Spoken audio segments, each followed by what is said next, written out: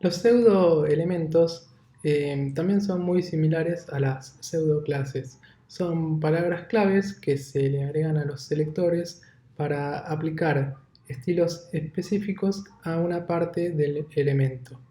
En este caso vamos a ver los pseudoelementos más utilizados, que son 4, y un quinto ejemplo que también sirve como recurso para agregar una funcionalidad que en su momento fue bastante popular, pero ahora no se usa tan a menudo.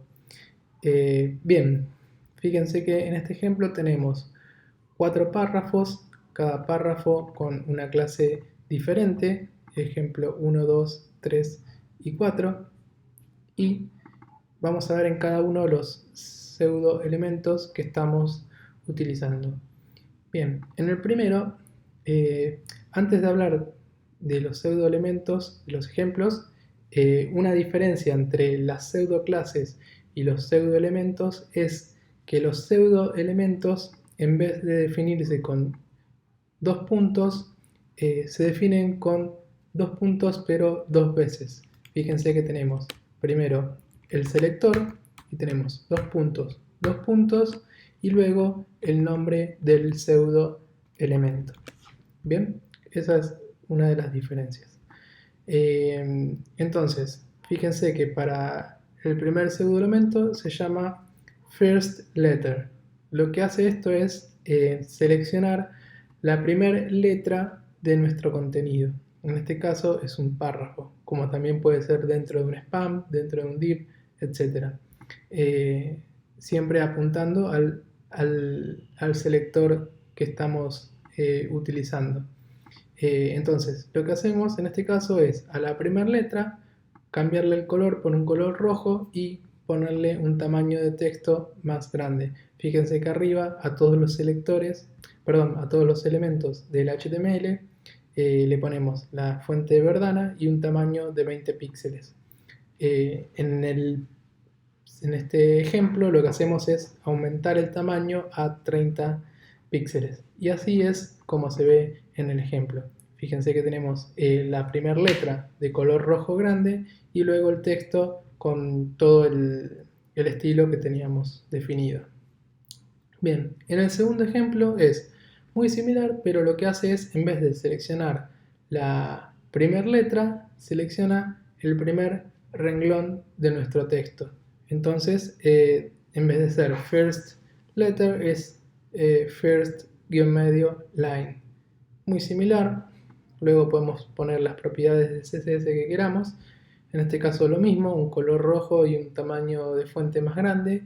Y así es como se ve en pantalla. Fíjense que el primer renglón es de color rojo y luego continúa el texto de la forma en que estaba definido el estilo para ese párrafo. Por último, otros dos pseudoclases que son bastante populares son el before y el after. El before y el after se utilizan generalmente para agregar un contenido antes y después de nuestro elemento. Fíjense que para definir el contenido usamos la propiedad content. Y en content lo que hacemos es, por ejemplo, en este caso es agregar una comilla, que como es una comilla doble, para poder definirla la encerramos entre comillas simples.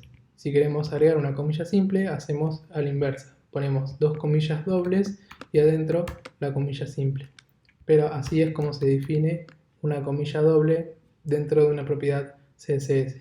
Entonces, fíjense que el primer ejemplo tiene la comilla al principio del texto y el cuarto ejemplo que tiene la pseudoclase, el pseudoelemento after es la comilla aparece al final del texto. Es muy sencillo, como pueden ver. Generalmente se utiliza a veces para agregar comillas al principio y al final de un párrafo, pero además tiene otras utilidades que a medida que vayan practicando se van a ir dando cuenta.